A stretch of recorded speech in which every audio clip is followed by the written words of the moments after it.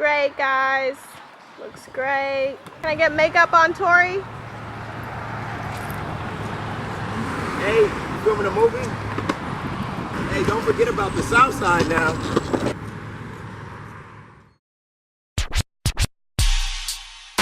Welcome to the Southside. Nah, that's just the Southside of H-Town. You got a peep game, you know what I'm saying? Cause Texas from the south, and Louisiana side, and Mississippi side, Atlanta, Georgia side.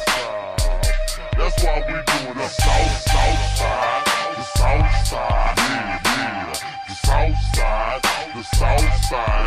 Everybody do the Southside, the Southside, yeah, the Southside, the Southside. Raise your hands and do the Southside. Living on the Southside is fun, actually. I have a lot of friends. It's fun living on the Southside. It was only one shooting on my street. In the nighttime, around past 10 or 11, you had gunshots. Like last time, when was that? Saturday?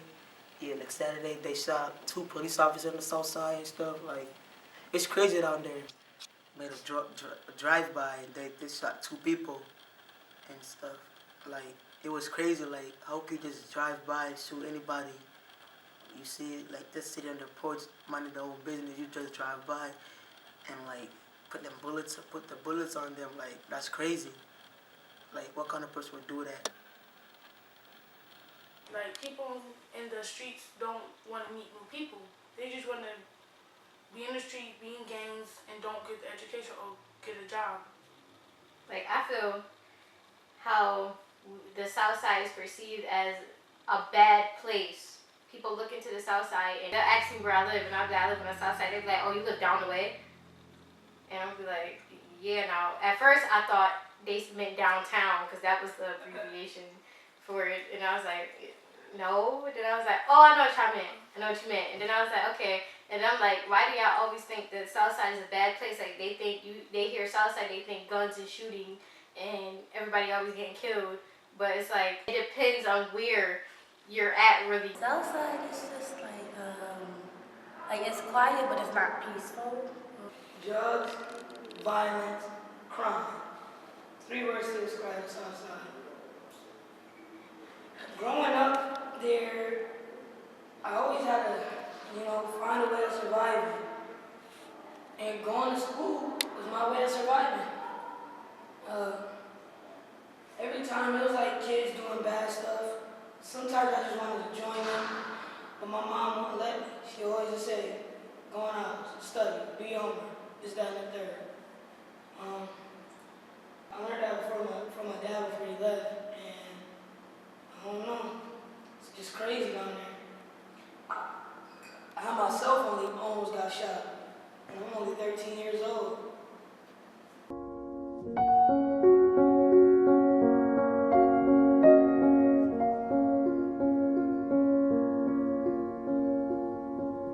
What about my roots? What about my school? What about my neighborhoods? What about my street? What about my dreams? What about the food on my table? What about the clothes that I wear? What about the churches that I built?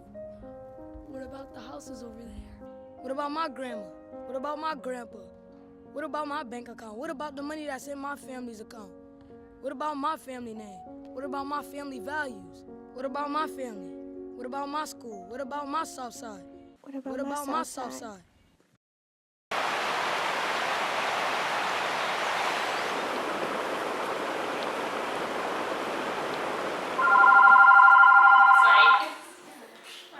Southside Communication Center, Ms. Rochelle speaking. How may I help you? The after-school program is for any kid 12 to 18 that wants to come through these doors and have a safe environment to study in, make friends in, explore things that they may not be getting in school, actually have more one-on-one communication, more one-on-one tutoring. Sometimes they have to deal with bullying, And I just find that crazy that these kids have to deal with this and this, but yet we want them to learn. So we're finding that if you expand their horizons in a different environment of learning, they learn much, much better. We serve all types of kids throughout the community, and as a woman of color and a mom, I really feel education and awareness is important. I really feel that kids need to be exposed to every and anything.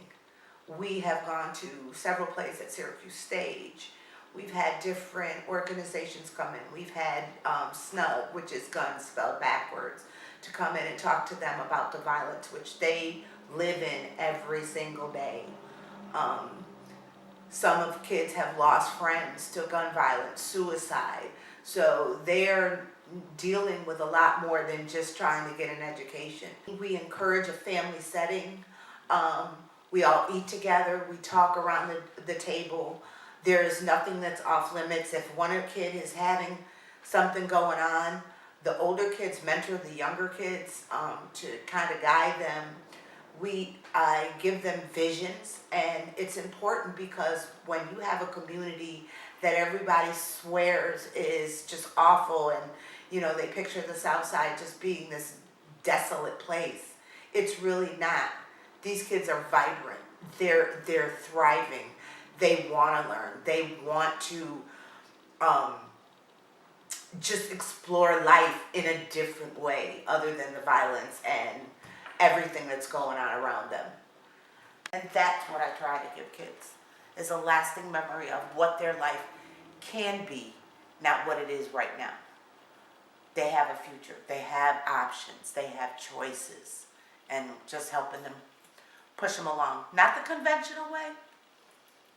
You know, sometimes the unconventional works a little better.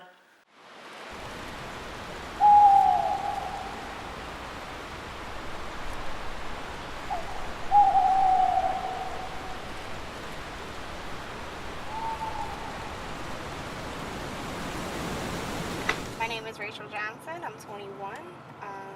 I go to Syracuse University. Been there for 4 years. But I've worked inside the Syracuse community for 3 of those 4 years. I've been involved with Project Grind, various community service activities. Also, my job is in the Syracuse community, primarily on the South Side. But I enjoy the South Side. I really like the people here and the community, the sense of community that everyone has. One thing that I think is interesting in the work that I've done on the South Side is particularly working with kids and the youth in the South Side and how that relates to gang violence and gun violence, which is very prevalent on the South Side. And so what's really interesting is that right here is Midland Avenue. And so we're turning on Midland, and this is really known as a hub of a lot of the crime and the shootings. And so this is like a prevalent area for a lot of the violence that people experience, and it's right off of Danforth Middle School. So kids walk to school in this. You know, they have that rule that if you live 1.5 miles away from school, they don't provide public transportation. And so in the summer and in the winter months when the sun goes down early, these are what the kids are walking in. They're walking through a war zone, a battle zone.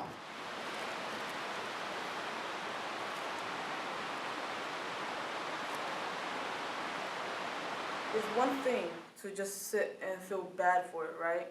And not to see an issue and not do anything about it. You're part of the problem.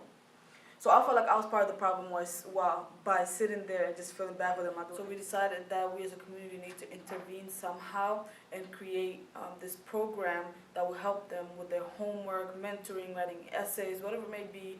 And I have been running the tutoring program, the Somali Bantu tutoring program, for 2 years now. We work with kids from the ages of 4 to 18, so pre-K to the end of high school career. And we provide tutoring and mentoring for the children who are, majority of them are refugee living in the south side of Syracuse.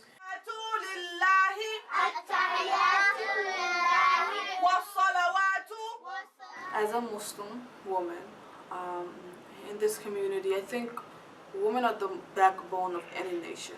And we are the first teachers to our children, and we set the ground foundation for the future. Living in the environment that we do, these kids have to face gun violence, drug dealings, gangs, all that stuff. So they live amongst this, and unfortunately the parents are very oblivious to what's going on around in their environment, and so they don't really have ways to gear the children from that kind of environment to the environment they want their kids to live in, because they don't know what's going on and they don't know the intricacies and they don't know how to help.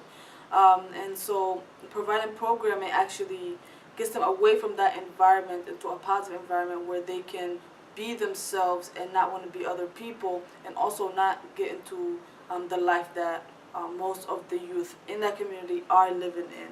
And this gives them something that, a future that they can look forward to. Most of the students that are in the program are from Africa, either Somalia or Kenya. And we found out that they're losing their identity as Africans because they grew up in America, and they really, the perception of Africa in America is very negative, and that's the same perception that they had from the country that they were from, or their parents were from. So we added another portion called African Studies. So the first semester we were at a church.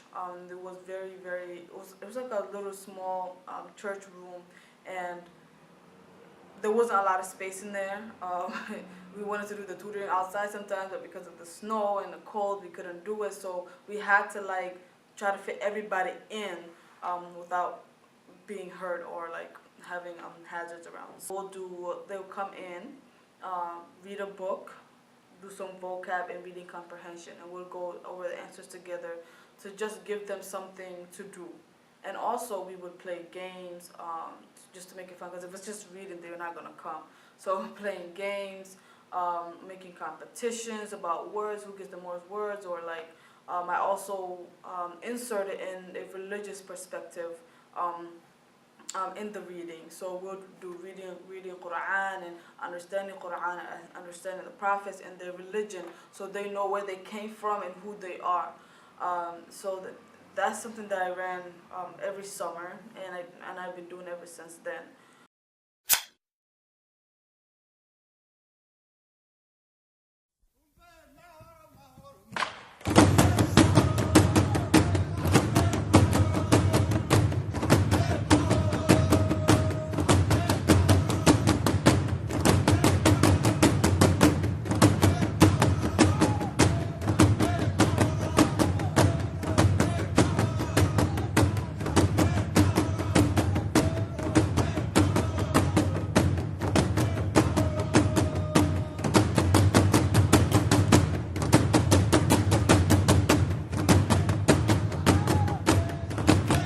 The life of the community, any community, where there are black people, the center of that life is the lives of black women and the lives that they generate.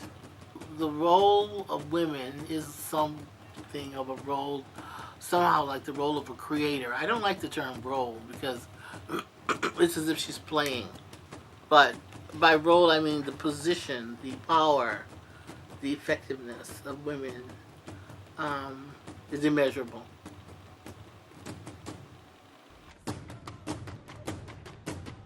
Black women have determined the symbols of our survival.